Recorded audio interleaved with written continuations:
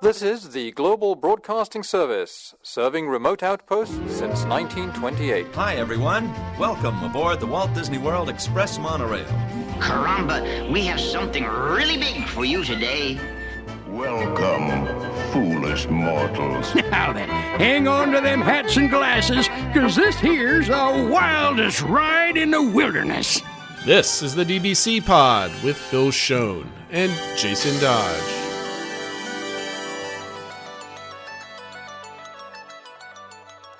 Hey everyone, welcome to this week's pod. This is a show for the week of May 1st, 2023. And Phil, happy May. I'm not sure why I'm saying happy May, only because I still think it's March. But here we are. It's May already. Can you believe it?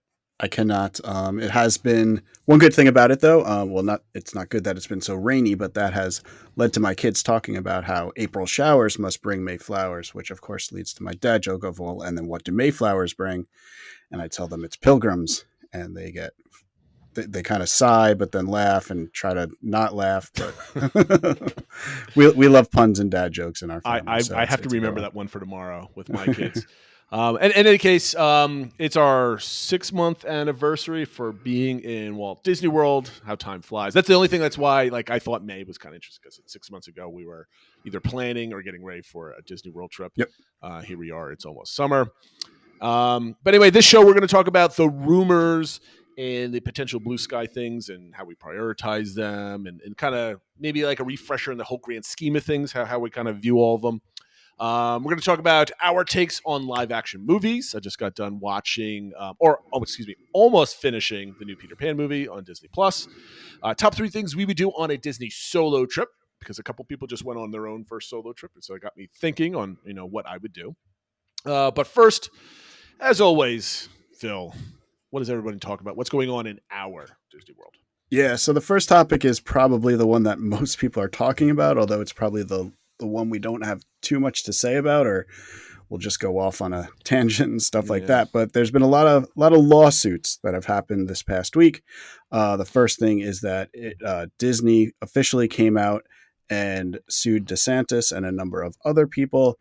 Basically, once the oversight district said they were going to nullify the contract that Disney had signed with Reedy Creek, they basically said they had no other choice. They didn't want it to come to this, but they were doing that, and they filed it in federal court, asking to find that the development agreement and the restrictive covenants are valid and enforceable.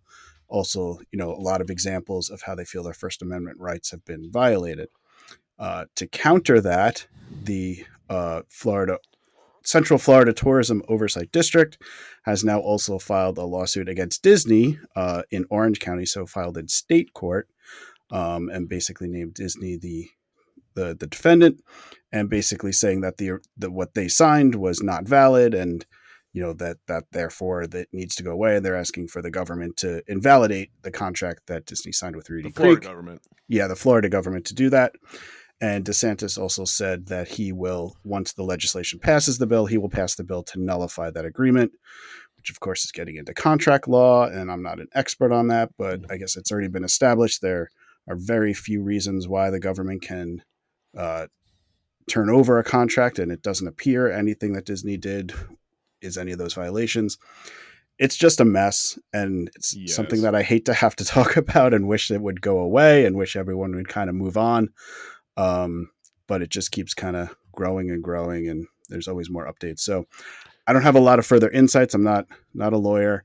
I would just say to check out again the Disney Dish this week. Covered it again, and they talked to a number of lawyers, so they have much more specifics they can share about that. But it's interesting times, but kind of also looking forward to when we can move on. And there's a lot of new things going on, right? So I'm not even going to comment on this. And I see next on the list is some new meet and greets, and I'm kind of excited about this. Yeah, so let's move on to the parks and kind of shift into positive mode.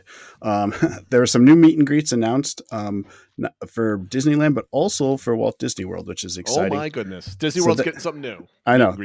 And they announced that Ariel from the live action version of The Little Mermaid will be meeting both at Disneyland and at Disney's Hollywood Studios starting this summer. And I'm very excited for it because it's kind of a different concept. There'll be 2 different spots in Walt Disney World. You can meet Ariel and, kind of whichever one you want, or meet both. But think it's just cool that Walt Disney World is getting like a super current, like the film's not even out yet, and they've already announced they're getting the character meet and greet. That seems like something only Disneyland gets. So I was very excited about that. The other thing that was announced is that there would be starting back up, I guess, Pixar Place area at Hollywood Studios, and they would be returning a number of Pixar characters. They said that Edna Mode, the Edna Mode experience, will be returning, and you'll also be able to encounter Mr. and Mrs. Incredible, Frozone, and Sully from Monsters, Inc. So they're going to kind of, for those of you who haven't been there since I was there used to be, it's that alleyway sort of before you get into Toy Story Land. That's where they used to do a number of meet and greets, but then they had closed it off. But they're going to be reopening it and bringing back a number of meets, especially Incredibles ones. And I think they're moving Sully there because he was meeting in, I think, the Walt Experience area. And I think that's probably where Ariel's meet and greet is going to go. So that's why they moved him. That makes sense. And one other small thing that they've added at the parks, there were reports in the Haunted Mansion that they've added a new effect to the graveyard scene where it looks like there's kind of this eerie reddish light coming out of the hearse that's there. This on its own isn't a big thing, but we also know that the Hatbox Ghost is going to be coming into the mansion sometime this year. So it's just nice to see them paying attention to an attraction, kind of adding little things, not taking away, not seeing, it's much better than reports of like things that are broken and not working stuff. It's nice to see them actually adding to things and changing up the experience. Yeah, there's a lot of like little things. Like, so, I don't know about you, Phil. I mean, I do know about you, Phil. You're watching all these Splash Mountain construction updates on a daily basis. I'm looking at all the cool pictures. They're moving really quickly with that. That's one of the other news items. It's just that there's constant updates. It's not like you can watch like the scrims up and then like maybe one day there's something different. Like they're painting rocks. There's new rock formations. Things are really moving quickly. And you combine that with the stuff over at Epcot finally looking like it. You can see the light at the end of the tunnel. Yeah. The new Haunted Mansion type stuff, the Pixar place, new meet. I mean, like, it seems like the park is doing what the park used to do many, many years ago, like adding things, keeping it fresh. Whereas maybe if you've gone a handful of times since 2019, outside of obviously Galaxy's Edge and Mickey and Minnie's, they're like doubling up on all the new stuff. Yeah. So to me, it's really nice after many years with, I mean, granted COVID, but still, I mean, it's nice to see some refreshment going on inside the parks. Maybe I'll ask you a question I didn't prep you for. So since you mentioned about the Splash Construction or Tiana's Bayou Adventure, when do you think it'll open at Walt Disney World now? So what is it supposed to be? End of 2024? They just said 2024 for both in Walt Disney World and in Disneyland. They didn't really give timelines, just that they will both open in 2024. I think it'll be ready for summer of next year. And that's my latest prediction. Yeah. That's kind of what I was asking, if your prediction is kind of updated since seeing the speed of construction. Yeah, I mean, just like I predicted it, you'll be able to walk through Moana for your vacation this summer. I mean, if it's later than May of next year or starting the summer season next year, whether that's May or June, I'd be surprised. But I wouldn't be surprised if it opened a lot sooner in Disney World. Disneyland's just closing down. Yeah, for sure. But Disney World, I could see them cranking that out. Like I have this sneaking suspicion that all the animatronics, all the show elements, everything else have been built already, and they're just basically plopping them in there and fixing up. I don't know how many decades worth. When did Splash go in? Like 30 years ago ish. Yeah. 30 years of like it was in the 90s, early 90s. Yeah. So like they got a lot of stuff they could fix. They have a chance to get in there, regut it, and do all the other type of stuff. So I think that's going to take the longest, and I think they're going to be able to put the show elements in pretty quickly and then start doing all the testing, right? And that might only need about 8 months for that, because I think you want to try to counteract the Disney World as a construction zone type of thing, and you constantly see people. You see more people on this attraction in all those pictures than you saw like in the construction pit at Epcot at any given time, right? So that just goes to show me that they're putting an emphasis on it, which I like. Yep, that was going to be my prediction as well, and also kind of tying into. They're finishing up Moana probably the end of this summer, and then they have Dreamers Point and kind of just finishing up Epcot. But beyond that, there isn't much to sort of market for 2024. So I think, you have the beginning of Epcot, for the beginning of the year, you can do Epcot and stuff like that. But I think the Tiana's could be the kind of the marketing push for the summer, because as we've seen, at least for this summer, booking seems soft. They're doing a lot of discounts and promotions and stuff like that. So I think they know they need something to kind of attract people in. So yeah, that was going to be my prediction as well, that by summertime next year it'll be open. I guarantee you, if they did like a ticket promotion, that's what I mean. He got you with a hotel promotion, but if they did a ticket promotion, that's what would get me seriously thinking about heading down there in 2023. I mean, we're already starting to slowly think about a 2024 trip. Maybe we'll talk about that during the DVC engagement, because it's almost related. That's interesting. Well, I don't know if we've talked about the news things, but they haven't really started big ticket things like they've done in the past. They did announce one for Florida residents for like a buy one get one free for the water parks. That doesn't count though. No, but I'm just wondering if that's sort of like the first domino, and that we might start seeing things like, they're never going to lower prices, but could they do, buy 3 days get 2 free, or something like that, or they used to do the cheaper price where you got the 4 days, but you could only use it like once at each park or whatever, something like that.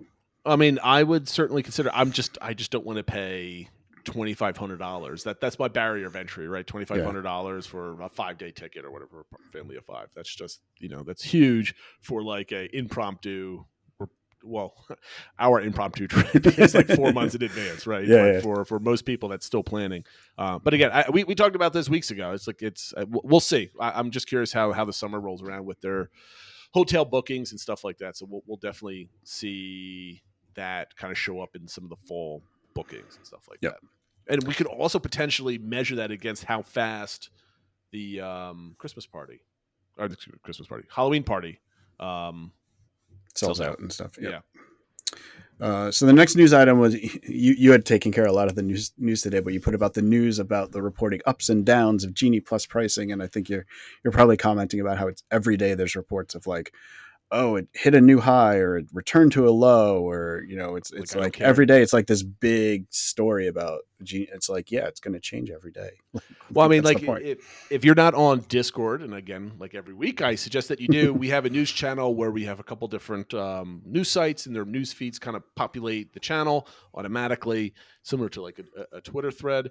And like every day, Genie has reached an all-time low. It's like $15. I'm like, that's not. I was expecting it to be like $10 or something else like that. I'm like, no, it's just what it was for like a year. And then they go, oh my god, it's going so high, and it's like $29. I'm like, yeah, it's Christmas, or it's whatever the dates are.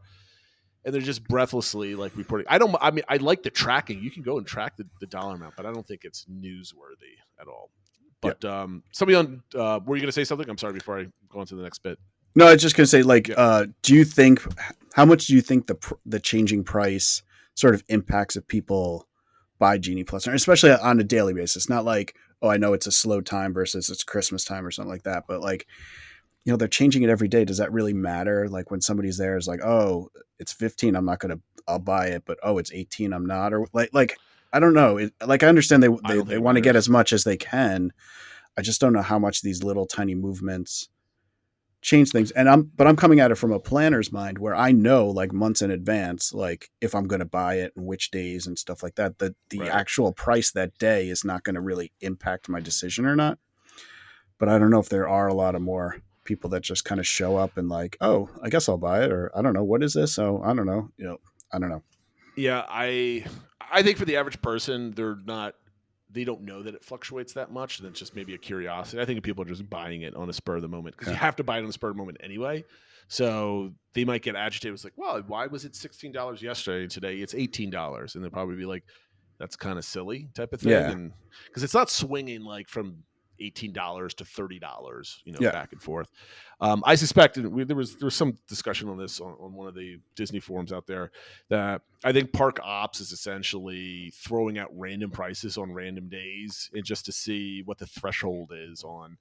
Well, if we have it at, if crowd levels are a 5 or whatever Disney's metric for crowds are, and we're at this price, we sell X amount, and if we raise it to this much, there's not much of a dropout. But if we raise it an extra $1, then there's a significant drop. So they're kind of calibrating adoption rates on cost, and then they're probably measuring how many people can get GD Plus and use it before it impacts the value of like, the lightning lane's now a standby lane because everybody has it. So that's Right. not good. So let's tackle it. I think they've got a year's plus worth of $15 a day kind of data. And now they're, I don't know, testing things at obviously everybody's expense, literally and figuratively. All right. What were you going to move on to? I want to talk more about you actually succumbing because I was giving you the segue. Oh, okay. You bought the party tickets. I did. So what did you end up doing on your off day, or are you doing it on a park day?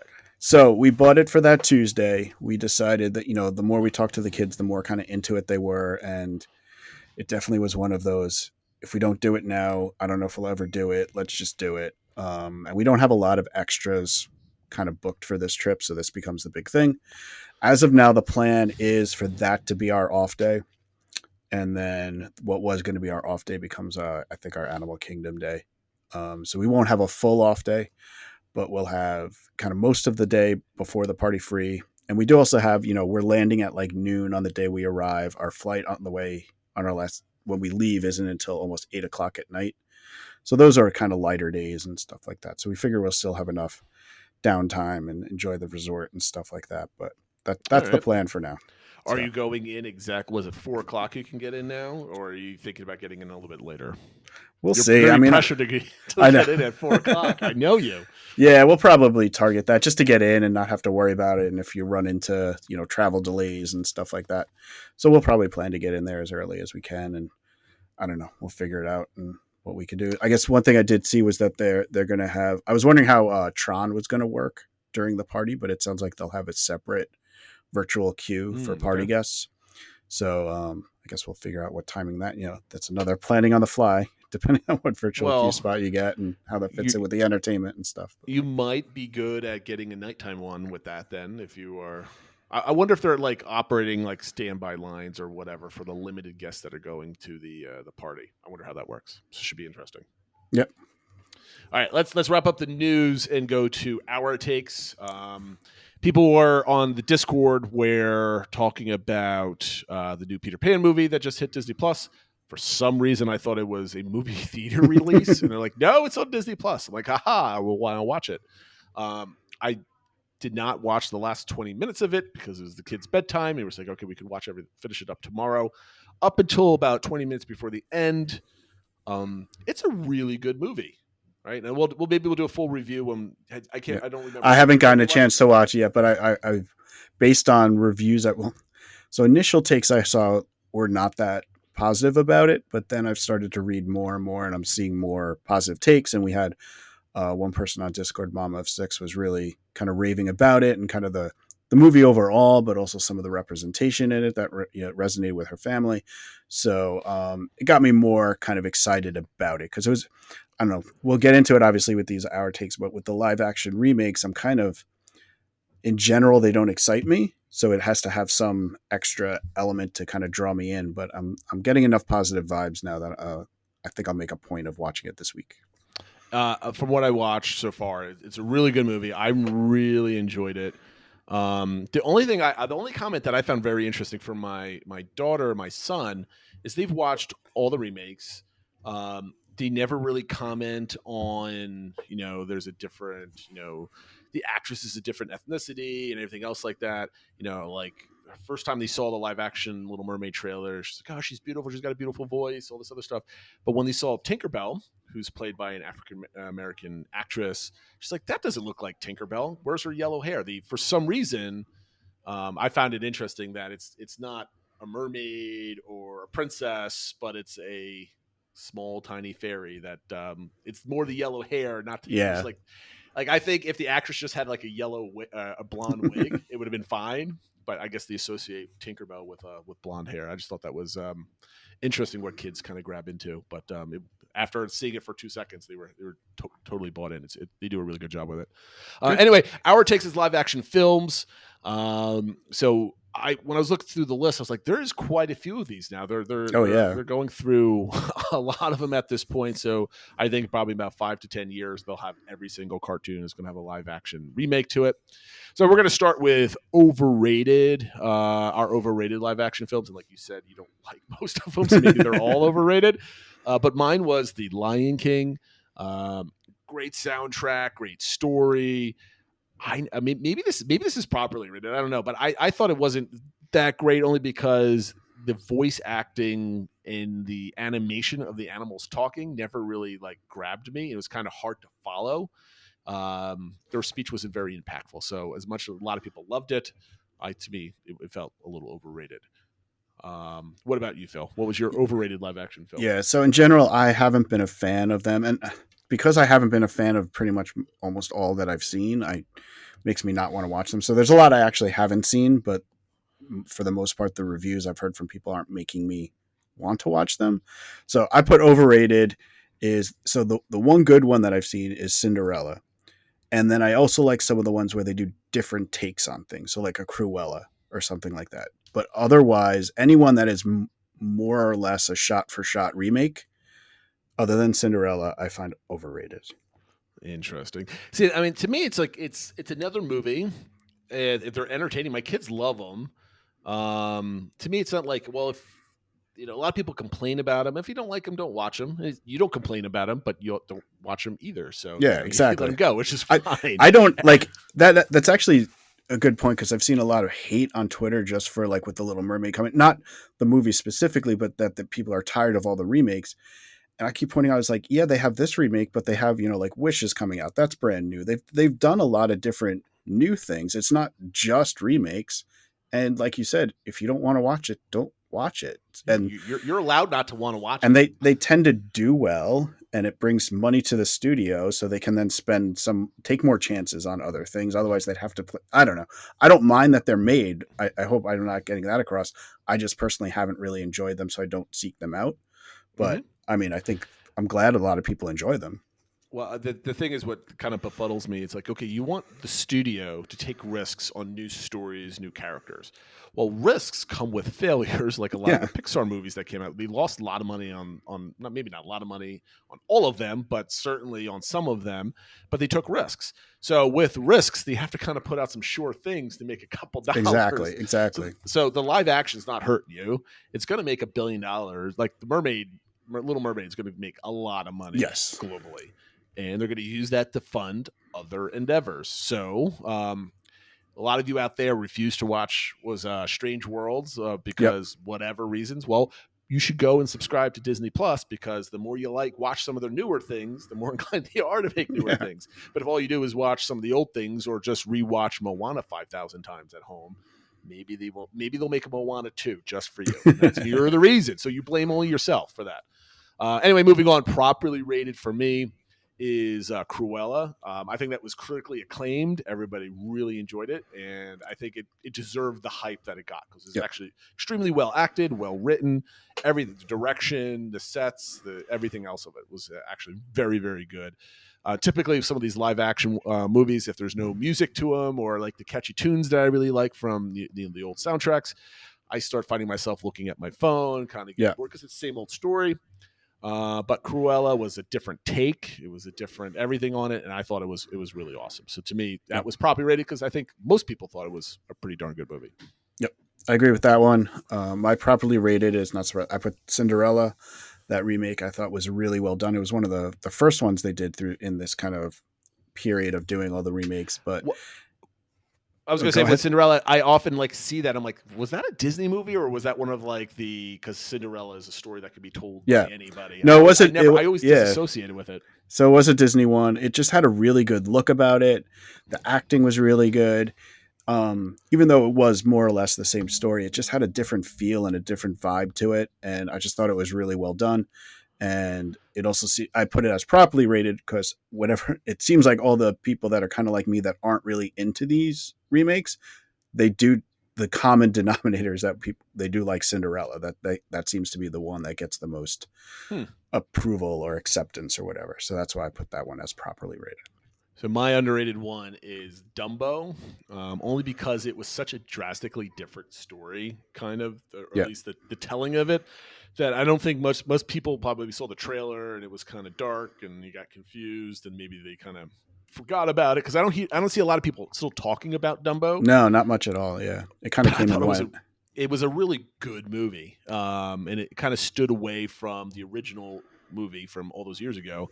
And if you haven't seen it, I suggest checking it out and kind of giving some patience to it, because it is kind of like a slow, odd start. But once you get the vibe and you're not like, oh, this is not like the original, and you kind of accept that it has some of the same story beats but completely different, it's a really good movie. And I see your underrated one. I almost put this actually. Yeah, so my underrated one, I put I struggled a little bit to pick one, but I put Aladdin, because I feel like it's similar to what you said about Dumbo. I don't hear a lot of talk about it, but I thought parts of it were rather good. I like the new song they had in there.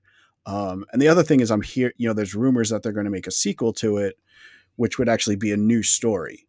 And I'm actually excited about that. The idea of doing a live action, not remake, but just a live action, like new story of these characters, I think is interesting. So that's why I marked that one as underrated. I almost put that for my underrated because my kids absolutely love that movie. I mean, my kids obviously watched the original movie, and then they watched like all their cartoons because it was on. I think was it on Disney Plus that they had all the art cartoons, or did I actually get those secondhand from somebody? They used to be part of the Disney Afternoon block. Was right, but my kids had watched them like a couple years ago. Oh, okay. I think I had gotten a copy somewhere. Yeah. But anyway, they love that. But their favorite version of it is literally the live action one. That's what they know and kind of relate to. They watch that for like a good 6 months straight, like every weekend. They really love that one. My daughter always sang, like you said, you like the new song, you put that in your notes. Yeah, my daughter loves singing that. Okay, so that is our takes for this week, live action films. If you agree or disagree, make sure you reach out to us in social media at the DBC Pod on Twitter, Instagram, Facebook, and on our YouTube channel, where you could be watching us and me look confused as Phil goes on about how he hates all these live action films. That being said, make sure you get on Discord and join the conversation. But now we're going to move on to our topic for the week, which is where we rank all the new park edition rumors. And this is kind of vague, and I left it like this on purpose. So there's a lot of stuff swirling around that gets everybody's hopes up, right? This is a time before any kind of D23 announcement or anything else like that. I suspect they're going to announce some stuff prior to D23 is what, in September this year? Or this year, it's in September. Day. Yep. No, it is this year. It's the D23 Expo. Last year was okay, they moved it to September this year. Yep. Yeah, so it is September. I got the timeline right, but I think we're going to see some stuff prior to that. In any case, we've got rumors for an Encanto Land, a Coco Land, or a combination of both. We got rumors about replacing Frontierland to make a Disney World New Orleans Square to match up with the Tiana's Adventure, Bayou Adventure, including some people talking about whether or not the Country Bears is going to be gone or see a refresh or an update, whatever it might be. We got the single mention of Villains Land that was going to be popped up in the back of Magic Kingdom. Then we've got the Moana Land, or whatever you want to call it. It's like 2 attractions kind of in Dinoland USA and Animal Kingdom. Then you've got the rumor of Zootopia replacing Dinosaur, or if it's not Zootopia, whatever it might be, going down the line. And that's just only some of them. There's always other kind of fringe rumors that I don't, like retheming Rock and Roller Coaster, which is not going to happen anytime soon. So with those rumors being said, Phil, I think we've talked a lot about them in the past, but when you put them like kind of all together, I think all these are probably going to happen, or a version of them is going to happen in some way in the next couple of years, 2 years probably. Which one are you most excited about, if you had to pick one? If I had to pick one, it's probably the boring answer, but it would be the Villains Land. I think that has the most. How's that boring? Well, I shouldn't say boring. I think it's the obvious answer, what I think most people would say. But I think it's just intriguing about what they could do. It feels like something very different, but still classic Disney, because I'm assuming they use a lot of classic villains and stuff like that. And it's obviously something people have been wanting for a long time. So if they ever went ahead with that, I think that would kind of really get people excited, get me excited, and kind of want to know, well, how are they actually going to make a Villains Land? We've kind of talked about that where I think it was a DVC engagement where we're saying, design the show or the castle or dining thing or something like that. But I'm really interested in like what they would actually do for all those things, especially the rides. So that would be the one that would be the most exciting to me. I'm going to agree, and I'm going to be boring and agree with you and not pick anything else. And me personally, I feel like design of Villains Land is going to be similar to Disneyland fans wondering how they're going to fit Star Wars Galaxy's Edge into Disneyland, right? Mhm. To me, I love the idea of the design and functionality of creating new space and what that would look like to the park, and all the the engineer in me is like, how would the ops work? Where's the flow of traffic? Where are they going to be new pathways, new bathrooms? Where are the attractions going to go? Like, yes, I can get excited about what's going to go into the land at a later date, but I'm not going to get excited about it. But what I am excited about is how is the land going to be shaped? Not the physical land, the water, the utilities, the buildings, all that other stuff. How is that going to be put together? And potentially, because we're redoing some old space and kind of some big land movements versus maybe like taking down a parking garage out west, would probably lend itself to how they would build a fifth gate, in my opinion. Like, I think if they're going to end up going with villains and then like in beyond Thunder Mountain with like a Kanto or Coco type of area, that's a major expansion for the parks, and I'm just really curious about the construction element of it. My next question then, for with all these things, which one is least exciting to you? So like if you have all these things, these are pretty significant, right? Replacing dinosaur, Animal Kingdom stuff, Magic Kingdom stuff. Which one is least exciting? So like if you found out it didn't happen, you'd kind of shrug and not be too disappointed about it.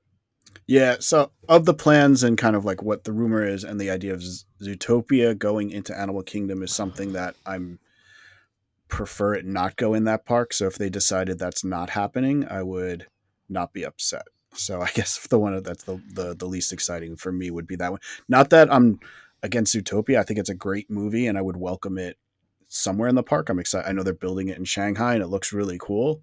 I just don't want it in Animal Kingdom. No, I know I tend to agree with you on that statement. I wish I had not put this on this list because that was like the obvious answer for you. But for me, if I had to pick one, it's probably the Encanto or Coco type stuff, right? I mean, I would love a like Mystic Manor version of Encanto. I think that'd be a really cool ride, or a Flight of Passage style Coco kind of ride. I think those two attractions in and of themselves, independently of anything else, is really, really cool. What I probably would not be excited to see is a full land where they kind of shove those two things into, unless they kind of create another theme around it. And it seems kind of silly because I don't want people calling it like Hispanic land in Magic Kingdom or like South America land in Magic Kingdom or whatever ethnicity you want to smash these two. I mean, they're not the same ethnicity, but like it's uncomfortable to me that this is kind of paired together just because they're on the same continent, I guess, or close to it anyway. Not even, right? Yeah, because Coco's North America and terrible. Yeah. But in any case, to me, I don't want that to be just that because it's going to become defined by two separate cultures being smashed together and assumed that they are the same culture, just because some people are blind to that, which I don't like. So I would love to see those rides somewhere, if those actually truly rides. I just hope that whatever land they do go in is kind of, maybe it's a new fantasy land, and that would be really cool, or something else like that. So that would be my least exciting. I get that. I actually almost said, I was tempted to say that just for those same reasons too, because I love those properties, but I don't know if it's the best spot for them. I'd love to see them in a Fantasyland area or a pavilion in Epcot or something like that versus kind of the proposal. But yeah, and I don't even know how they would be smashed together anyway. And then my next question is, which one is the most needed, right? So a lot of these things like are really exciting and they're all really needed. Okay, let's preface this that all of these things are needed, right? So I mean, so which one's the most needed, you think, that's going to get the biggest ROI for Disney as far as not only money and people coming in or people booking vacations for these, but like for operational purposes, like it's the parks operate better too? That's an interesting take. I mean, my initial thought was the Moana area in Animal Kingdom. I think doing something to Dino Land is the most needed and has the potential to be either on its own or as part of more updates to Animal Kingdom, sort of expanding the time that it takes for people to be in the park and is more of a draw to that park. But at the same time, as cool as I think the Moana Land looks and that especially that water ride looks, are people going to book a trip just to do that? I don't know. And in that case, I think it would be the Villains Land. I think that's the area that people would book a trip to see. So I think, I agree with you that people are going to book a trip to go to a new Villains Land. That's the most marketable. Yeah. And you could argue that it's also Magic Kingdom needs that more operationally because they need more space. But to me, if nothing else comes to either Epcot or Animal Kingdom or Hollywood Studios, that's just going to make Magic Kingdom even worse than it is right now. If it's like anything like the fireworks, I was there during a non-party night in December. It was absolutely horrific, and I would not want everybody going into the Magic Kingdom just to see the brand new Villains Land. So that kind of terrify. I would purposely not book a trip just because of like everybody else not booking a trip to Star Wars Galaxy's Edge on both coasts because they were afraid that it was going to be too crowded when then everybody not. So you know what? Maybe I do go in the first one because everybody else is afraid that everyone's going. So nobody. Yeah, goes. Exactly. I'm going to just disagree with you. I think the most needed one is what your first inclination was, is in Animal Kingdom. When I went, I mean, everybody's over in Pandora. Obviously, people are making their way around and up to Expedition Everest, and people are hanging out by the Tree of Life and in some of the different food areas. But on Discovery Island, it's the park is completely unbalanced on that side of the park. Yeah, sure, there's people going over to Dinosaur, but Dinosaur has almost zero wait most of the day. The Boneyard's kind of cool. It's getting a little bit of a refurb right now or cleaning. Which is good, but again, there's nothing over there to hold people's attention. And I totally forget that the other show is over the Finding Nemo show. Yeah, and I don't, I'm trying to think. The only reason why I hesitate is because I'm trying to think in the back of my head. In our trip in July and also in December last year, did I even walk past the building? And I want to say I don't think I did. I know we didn't. We didn't go over that area at all because we went to Dinoland, right? We went up to do Dinosaur with the family in December, and then when my wife and I went, I don't think we walked past the building. My memory of that building is from when I saw the show in 2015, and I don't think I ever walked. So putting more stuff back that way can potentially populate that building and suck people up to go to that show because I don't even know how busy that show is. Is it drawing a large audience every single time it goes on throughout the day? I don't know, but potentially that might help. So I think that's the most needed. Okay, so timeline predictions, and I think we should let's assume this is all this stuff is happening, right? So I want you to give me a quarter of the year, a year in which quarter, or actually no, that's even too defined. Let's do first half or second half of what year you think all these things might happen. So we'll start off at first, and you could preface to say you could group them that it happens all at the same time too if you want to do that. So we'll start off in Encanto. Do you want to group Encanto and Coco together or separately? I think they'll probably be together and kind of whatever they do with that area beyond Big Thunder once they further define if there's the New Orleans Square or whatever like that. So I think those will probably be worked on together. I could see it probably separate from the Villains Land, even if that goes out there. But I think Encanto and Coco would work together. When will those open? I would say the latter half of 2026. Ooh, I if I had to guess, because I agree with you. I think that if they're going to happen, they're going to happen together, and I would say sometime in 2027. Right? Okay. I think they need a year or two of design, and then 2 years of a build. So that's 4 years from now, essentially 4.5 years. So I think I'm going on that. And I was going to bring up Villains next because a lot of people group all these together because it was all kind of one, blue sky kind of imagining in the same presentation. I think if Villains and Encanto and Coco all happen at once, I think they happen in phases. Mm-hmm. I think if Villain would be out of phase with the Encanto and Coco experience. And personally, I think that if that's going to happen, it's going to happen before. And if they kind of fast track it, I think they could build whatever that might be, like potentially 6 months to 8 months prior. I think they can open up Villains for, let's say, actually, no, the timeline's all off. I got to change my answer for Coco and Encanto then, because I don't think they could get anything built before in 2026, unless it's the last couple months of the year. And I don't think they're going to launch a major event for Christmas time.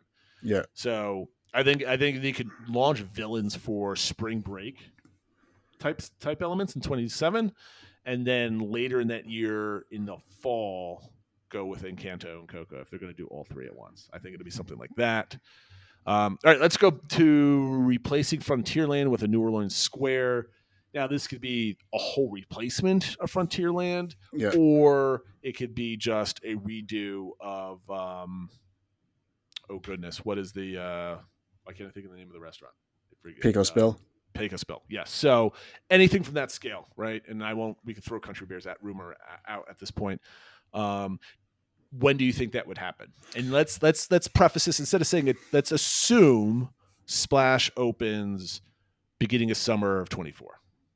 Yeah. So I would say, I mean, if it's literally just kind of like, putting beignets in with where Pecos Bill is and stuff like that, that could almost happen at the same time. I could see that happening. Assuming it's more than that, I was going to say I think if it's like the full blown New Orleans Square, New Country Bear, blah, blah, blah, I was going to say the first half of 26. Oh, even pushing that out. Okay. Yeah. Cause I think they'll either get it open almost all together, or they'll just get Tiana open and then kind of take a little time to kind of fit everything around it versus rushing it. I think, assuming Tiana's opens up first half of next year, I don't think anything changes to Frontierland for another 6 months after that, because I don't think they're going to be doing it at the same time.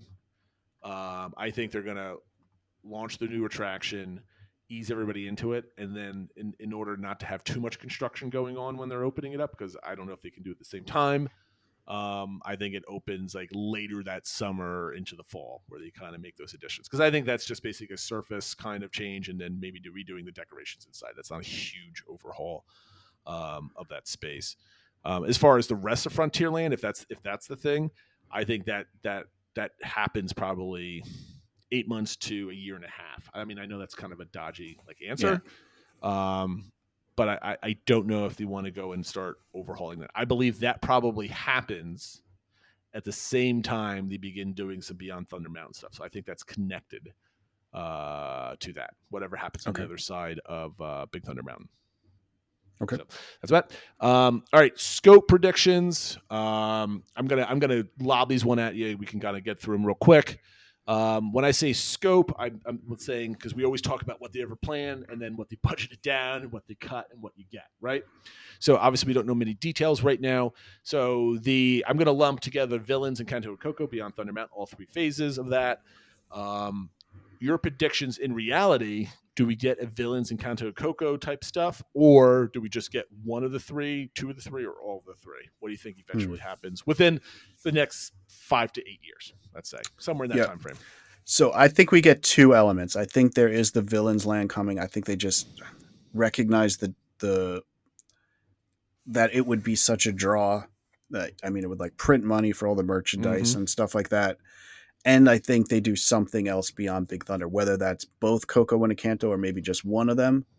But I think there's two elements at least beyond in Magic Kingdom, one for Villains Land and one for something beyond, kind of more connected to the Big Thunder area, but beyond that. Yep. My sense of just reading the rumors and reading what people are saying, it seems like Villains Land, whatever form that takes, is almost a lock to happen in some form. Yeah. And I think the Encanto and Coco were nothing more than just kind of artwork and some ideas at this point. I don't think those are fully formed until they kind of think about them. So I think my scope prediction is we get a Villains Land and that's it. Okay. So we'll see. On the New Orleans replacing Frontierland, simply, do we get anything, new restaurant or full redo of Frontierland? Those are your three options. Yeah. I don't know. I mean, I get the thought about it, why, Frontierland doesn't really fit, and there is money in kind of making it more of a New Orleans thing. I think in the end, it just becomes kind of Pecos Bill, gets rethemed, and that little corner becomes a little New Orleans-ish, but they still, for the bulk of Frontierland, stays. I agree with that one. That's my take, and I think they do Pecos Bill, and then like maybe a little bit of a blending into like the Tortuga Tavern area. Yeah. It becomes a little bit more transitional rather than just go underneath the arch and you swap. Exactly. Yeah. Okay, so Moana Land, I think it happens in full. I think we get 2 attractions. Dinoland USA is completely gone, and it's going to be some really cool thing. I think we're both in agreement. Yep. With that one, right? And what's your timeline for that one? We didn't do that one. We didn't do that. Gosh, that's really interesting. I think, I want to say that's going to open to coincide with shortly after Epic Universe opens. I don't think they're going to launch that to compete with it. Yep. But maybe like latter 2025, early 2026, I think. Just to get everybody's like, okay, you're all coming down to go to Epic Universe. We're not going to compete with a giant brand new park. But as that excitement goes off, we're going to also put something in to entice you to spend some dollars at Disney while you're down here. I think they're going to need something to get 1 or 2 days out of your Universal trip when you're down there. So I think that would be it. Agree or disagree? Yep, that's my timeline too. I mean, I think that'll, we have the Tiana's Bayou Adventure for 2024, and then Moana Land, for lack of a better term, will be the thing for 2025. And do we even bother talking about Zootopia? I don't think we get any of it. I think Dinosaur sits because they're spending too much money elsewhere. I agree. Okay. All right, so back to our top 3. This is the one I was actually most excited to talk about today, and I know we spent a lot of time on that topic, but top 3 things we would do on a Disney solo trip. You could talk to experience because you were there, 2 Septembers ago? Is it 2 Septembers ago or is it last September? So it's 2, not last November, the November before. 2 Novembers ago. Because that's when they had Destination D23. And then I also did another solo trip when there was like a meetup, like a Diz meetup thing. So I've gone down twice. Now, both of those times I was meeting people. So it wasn't like I was fully on my own for 24/7. But I went without the family and that sort of thing. So my whole preface is like you just decide to go one weekend out of the year. Yep. There's nothing special happening down there. You just get a hotel room and you have a couple days to yourself to wander around Disney World. I don't know what I would do with myself, but my top 3 things are one, I'd probably not do this, but I would think it's a good idea leading up to it and then probably change my mind like 3 days before it. My number 1 is doing some of the ride challenges. Can I do all the rides in Magic Kingdom? Can I do all the rides on something? I'd find something and see if I can do it and plan it. Then I'd probably realize as I was planning on doing it, I'm like, this is not fun to do by myself. I'd like to do this with you or with one of my kids when they got older or something like that, because it's much more fun experience to share that with somebody rather than, to kind of do it by myself. But I think that's what I would try to do or think I would do. Number 2, tick off things I haven't done in the parks because there's a handful of things I've never done. I'm not counting restaurants, but that's actually going to be next week's engagement topic. So we'll talk about that. We'll preface that a little bit later. And number 3 is having just some lazy drinks at Epcot. And I think that's a commonality between the two of us. When I'm down in Epcot, my wife's not a big adult beverage drinker. So when we went just the two of us, she gets antsy to go do some things and shopping and kind of do some other things. I just kind of wanted to sit and people watch and have a margarita or anything else like that. And of course, you can't do that when you have kids because they don't want to sit around and do nothing. They want to go on rides. So I think just kind of being in the parks or even Disney Springs, having a drink and kind of watching entertainment and kind of just being like lazy without an agenda. I think I had a lot of fun with that. So those would be my top 2 things. And of course, going on attractions, seeing all the fun, doing all those normal things, I think would be there, but the intensity of wanting to go on all those things wouldn't be there if I was by myself. So what are your top 3 things you would do on a solo trip? Yep. So the first one that came to mind is around dining and that sort of thing. I would be much more doing like eating at a bar or lounges and things like that, where you can kind of just sit at the counter, chill out, get some drinks, have some food, maybe talk to the bartender and stuff like that. I would be doing much more of that versus like booking formal table service dining and stuff like that. 100%. Second one, I was deciding between 2 things related to rides. One I put in there is I would be leveraging all the single rider lines, just because I was thinking about single. that. Yep.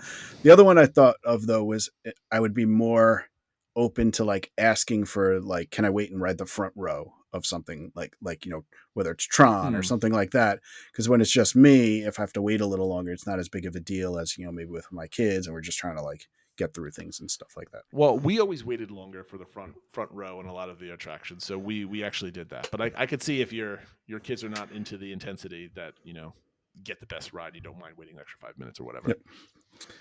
And then the last one I put is I definitely feel like I use the term scampering around and like kind of trying to be super efficient with getting on rides, but then like in between those times I would definitely schedule some more like chill time, people watching, just kind of like sitting down and reflecting and kind of having some quiet time, because I'm assuming I'd be a lot more efficient with like kind of getting to rides and getting through crowds and stuff like that I would be like, all right, I did that for an hour. Let's like take a break and like kind of chill. And then, after a little while, go back to getting on a bunch of rides. You don't know Phil, or you don't know me until you've seen the man in the park with his whole family in tow, knowing that he needs, like when we crossed each other in the park, it was my second Magic Kingdom day. It was your only Magic Kingdom. Yep. I know you went back to the Magic Kingdom, but this was your day to get this done. Mm-hmm. And I was more of a chill mode. Because we were basically, after we had met, we were going to go back to the resort, right? We had a couple hours blocked off. So whether we did that now or an hour from now, but you're like, we need to get over here. We need to do this. And I saw like your eyes start like calculating time and minutes. And I'm like, all right, I got to leave this guy alone. He's got his plan going. So, not having that in the back of your mind to me would be interesting being at the parks, because A, you're not entertaining anybody else. You're not making sure your family is happy. You're not making sure you get those memories forced in, like, we're going to get that picture that we always love. Those type of things. So I would be really curious to see down there by myself, would I be bored? One, like, would I be like, oh, I miss my family. This doesn't feel right. Will the guilt like wrap me of like spending all this money without my family? Or would I just be like all the other folks that are in Discord that do their solo trips, kind of have fun and kind of do some of like the either faster pace or slower pace, depending on what their style is with family or grandchildren or anything else like that. So I think that would be really interesting, kind of like, experiment. And I think the only way to really do this is, Phil, if I just kind of like one day picked you up and says, we're going right now, and I drop you off, and I'm like, you're now at Disney for a weekend. Not the two of us, but like forcing you to go. Well, yeah, but no. See, my point is, like, if you're going to have a solo trip, you'd plan the heck out of it, so you knew exactly what you were doing, the list of 4 different bars and lounges that you want. And right. You'd have it structured so it wouldn't be like a lazy kind of like relaxing trip. You'd do your own planning. I would love to see if I can kind of like kidnap you one day a weekend and be like, haha, you're now at Disney World for 4 days. What you would do on the fly with zero planning. I think that would be interesting to see how you would react to that environment. I mean, I don't think I could kidnap you and drag you across multiple state lines without being arrested by the FBI, but it's an interesting thought experiment in any case. All right, let's go to our DVC engagement. If you recall, last week we asked you about the Disney Mulligan. What form of any of your past trips would you call a mulligan and do something differently if you could do it over? And obviously this is with the full weight of having hindsight and 2020 vision, or 2020 hindsight vision. So we've got a couple of things here. There's one mulligan that just sparked a giant conversation, which I'm going to comment on first. Do you want to do each one of ours and then hit the community, or do you want to do the community first? Yeah, why don't we do ours and then we can get into the community and then what sparked that conversation. All right, why don't you go first? So I couldn't think of one like very tangible, specific thing where it was like, okay, looking back on it, that was a bad move. But it's a little bit more general, but it did manifest itself very clearly in one day. It's just more rechecking with the family on the plans that we've previously agreed to. Because I think there's been a few times where like we talk about it ahead of time, what does everyone want to accomplish? And then I kind of put it together in the structure and how we're going to do it. But then there's been a couple times where like that day of, that's the family's not in the mood to do as I've laid things out. So the example of it happened on our Animal Kingdom day, where beforehand we were talking about like, we're not going to rope drop Pandora because everyone goes over there. We'll, lightning lean and that sort of thing. And we'll go and do Everest because everybody's loved Everest in the past. and we'll do it. And I know it's like super low weights. We could probably get on it like 3 or 4 times, and everyone seemed on board with that. And then like day of, everyone was tired. We weren't going to get to do rope drop or anything. But even when we got to the park, we're like, all right, well, it's still only like a posted 20-minute time. Let's go over to Everest and like do that before the rest of our plan. And like nobody felt like doing Everest that day. And I think it's one of those things where I should have like confirmed that even like that morning or on the bus over. And then we could have like anticipated things a little more rather than being in the park and me like just assuming like, let's go over to Everest. And like everyone's kind of like standing there like, no, we don't want to do that. Now like we're in the park trying to figure out our next move. So the worst thing you could do is be at a Disney park not knowing what you're going to do next. I've got 2. One was more general, one's more specific. So in our Animal Kingdom day, in our last vacation, my wife was getting a little hangry in the morning, and we decided not to rope drop Animal Kingdom crazy early in the morning. I think that was unanimous, and that was fine. And then as we head over, my wife's like, I'm hungry. I want to do this. And she was remembering this really good plant-based egg and sausage sandwich. But we had gotten there at like 10:30, and I didn't really clarify exactly what she wanted to do. So I was ready to go like go mode. We're going to hit this up. We're going to hit this up. And so we can get out of Animal Kingdom at a certain time and do a thing, whatever. And I unfortunately missed the window for when breakfast is sold in Animal Kingdom. And that was something that did not go over well because we had Tusker House plans for that day, but we had an early dinner at 3:00. So I figured we can get a snack. And then because then we're going to have this giant, meal at 3, that's just basically going to be our only meal of the day. And we just have snacks before, maybe like, split some chicken fingers or a pretzel later in the day. And then, whatever at night, if they're still hungry, get like a Crustable or something. I did not plan very well for the early morning breakfast. We had like yogurt in the morning and stuff like that from like I went and got like yogurts and stuff like that from the hotel. I did not plan the food very well at all for my whole family, especially since everybody was tired and cranky. So I would take a mulligan over that. My last one, and this is not much of a problem per se, but this is one of my lessons learned. So for 2019 was the grandest vacation I have ever planned. It was the most successful Disney trip as far as what I coordinated to plan, how I executed it. It was perfect. It was way too much. As much as we always talk about the vacation, there was no vacation in the vacation. It was 6 days. No, it was 9 nights, 10 days. I think I had park tickets for almost every day. Because by the time you went from like a 6-day package to a 7-day package, was like adding like $40 to the whole thing. This was for 6 people. 5 people, because my daughter at the time was like 1.5, so she didn't count. And my mother came along, and I would have, because we've been preaching this for years now, Phil, I would have taken like days off to do like absolutely nothing. And I packed way too much in. And I've been learning my lesson ever since. So I always say, just like you, we're going to have an off day. We're going to do this. And then by the time you get there, you have full days planned. It always creeps up on you because you're there. You want to see everything. So I think our next trip, I'm going to force myself to do. So I'm hoping for like those 4-day ticket package. That's like you get one ticket for each park, and it's like 50% off or whatever it is. Yeah, I'm going to book like a 5-day trip to force myself. I can't go to that park one of these days, so I'm going to do that. That would have been my Disney mulligan, is kind of finding that vacation, the vacation some of those times. Yep. Okay, I want to go with Doxy's story. So she was saying, so I have not having traveled with kids before, I did not realize rope drop would be such a problem getting to.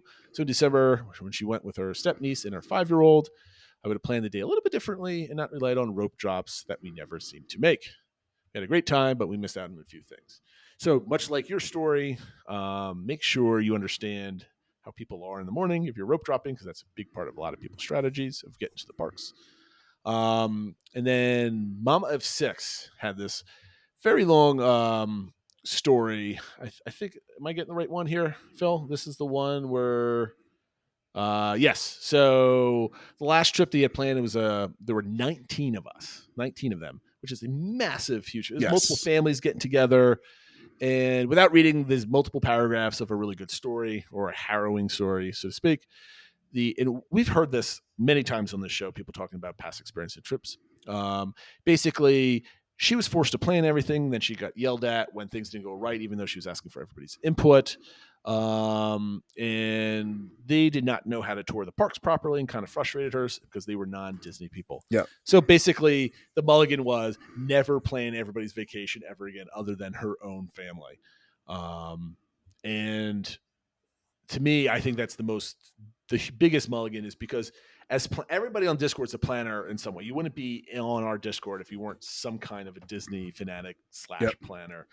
And Phil, we help people plan Disney vacations in our own, local circles and friends and family and stuff like that tend to go. We love planning it. So if we were to bring family along, we're like, well, plan it. I know exactly what to do. And then you get carried away, and then all of a sudden we're planning for something for a family member that's not exactly at our speed for Disney. Yep. Been there. So, go ahead. Sorry. No, just saying I've been there. We had my friend Mike, who's been on the show. Like, we went one time down together, and I did a lot of the planning. And it is just out of a spirit of wanting them to make sure they take advantage of the time they're there and want to have everyone maximize their time. But everyone's different. Everyone has a different cadence. Everybody's going to prioritize different things. And it became pretty clear that kind of trying to do as much together and following the same plans was not going to work. So we, about partway through, we kind of shifted our plans to like, okay, we'll pick a few things that we'll do together, but otherwise, the families are kind of on their own, and we'll just meet up. And if you want to do something, fine, give us a call or something. But the planning, like not even minute by minute, but just kind of like too many things together just didn't work out because everyone's cadence was a little bit different. So I definitely learned that it's hard with multiple families. Yeah, for sure. Which leads me to my wife starting to whisper about our next Disney trip, and that's typically going to be in 2024 at this point, because our vacations for this year are already planned. And there's another family that we're close with. They have three young kids that they're triplets. They're all in my son's class, so they're all 8. And the mom is a huge Disney fan. She's going down, I don't know, in a month or two, because she's got some timeshare points and some free flights. So she's going to go down there. She's got family down there. So they're going to do like a half Disney trip, half family trip.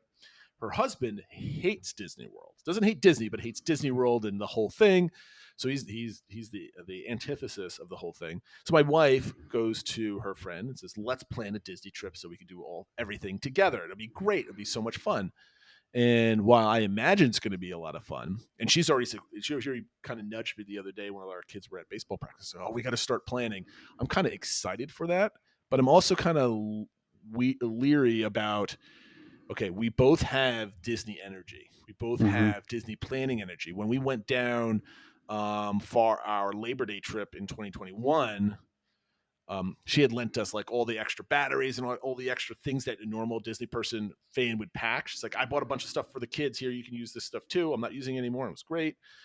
And what I find, like, okay, we could talk a big game to each other, but then when we start planning things, are we going to be planning things the right way to each other? And what's going to happen when we have 6 kids all together running around, especially since she's got 2 boys, I've got mine, and whenever they get together, it's WrestleMania all over the place. 8-year-old boys running around doing some stuff. So it's going to be interesting. I know going in, I'm going to have to learn my lesson. There's no way that we would do things separately because we're going down there to be there together type of thing.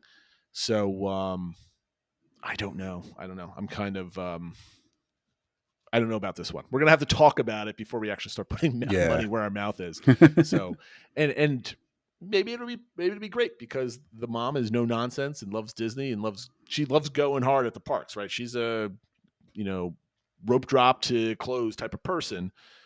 It's just can everybody keep pace because if she's truly like that when she goes down there, that's just going to feed my energy, and then my energy is going to feed her, and then all of a sudden we're like, where are all the kids in their spouses? They're all left behind, and we're on Tiana's that's hopefully open at that point, type of thing. So anyway, I wanted to use that as a segue to like saying, like, even though I was like, I have no trip planned in mind, there's a kernel of a plan somewhere in the back of our thoughts coming up. So anyway, we're going to leave it at that. We're just over the hour mark, Phil. I think we're going to wrap it up unless I had forgotten something, and I typically do. Next week. Yep. Next week's Yeah, DVC that's all I engagement. was going to add. Yep. So this is one that's been kind of on our list of ideas for quite some time. And next week, we're going to talk about what you haven't done at the parks. So I think I'm going to go mentally make a list of like, I've never been on this attraction, never seen this show. I don't want to, unless it's kind of like famous. I don't think we should include restaurants because there's tons of restaurants that I've never been to, this quick service. Right. Unless maybe it was like a big thing. Like I've never eaten in the castle or something like that, which or obviously we've done that, but I've never had a Dole Whip or whatever. Like if it's a famous place, yes, you can add it. But if it's just like, a good restaurant at Epcot or Disney Springs, it's like, yeah, a lot of people haven't eaten there. But we want to keep this to like probably things you can find on Disney's list of attractions and entertainment type of stuff, right? Those type of things. So that's what we're going to talk about. And that's going to be the DVC engagement this week. So make a list of things that you haven't done. Let's see if we can surprise each other about things that are super popular. Like, oh, I've never been on Seven Dwarfs Mine Train before, which would be interesting to find somebody that has never been on that attraction before. So anyway, keep that in mind. Hop on Discord. It's going to be starting on Wednesday through Saturday, so chime in when you can. Okay, now have I forgotten anything, Phil? No, I think we are good. Oh, excellent. Well, thank you everybody for listening and watching. If you're on YouTube, make sure you hop into Discord. You can find the links all over the place. Phil, maybe we could tweet out a link at sometime this week just to say, hey, everybody get in. Yep. We've had some new members over the last couple weeks, so we appreciate you guys joining the conversation. And with that, have a great week, everybody, and we'll see you next time. Take care, everyone.